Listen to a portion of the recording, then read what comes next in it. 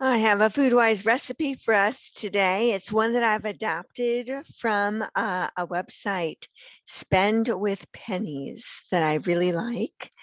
And and there's a secret ingredient or a secret step really to roasting fluffy potatoes, and that is just to soak the potatoes in water. And I'll talk about that in a bit, but I just want to say I am recording this on July 30th, so the very end of summer. And actually in the Celtic biodynamic planting year, probably also in the farmer's almanac, August 1st, Sunday, is the beginning of fall. And it really does feel like that. The summer season has transitioned into a time of planting and growth into harvest. And one of the crops that we're harvesting is potatoes. And we've been harvesting potatoes for a little while, first new potatoes, and now slightly bigger potatoes. This recipe you can use red skinned or yellow skinned or really any potato for.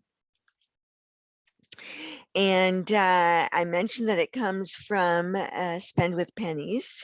And basically all you do is cut the potatoes into 1-inch cubes and soak them in water. And this removes the starch or some of the starch. You can soak for 20 minutes, you can soak for 2 hours. Sometimes I soak for even longer. And then I drain them and dry them, and it makes the potatoes really crisp on the outside and fluffy on the inside. They're really quite delicious.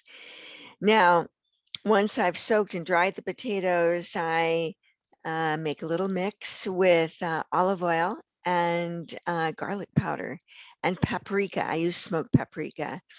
And then add 3 tablespoons of other fresh or dried herbs.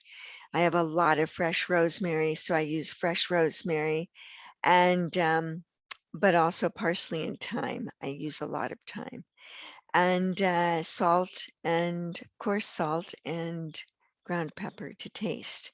And so I have the recipe here. It's really easy to roast these potatoes, and they're delicious and a favorite entree for entertaining.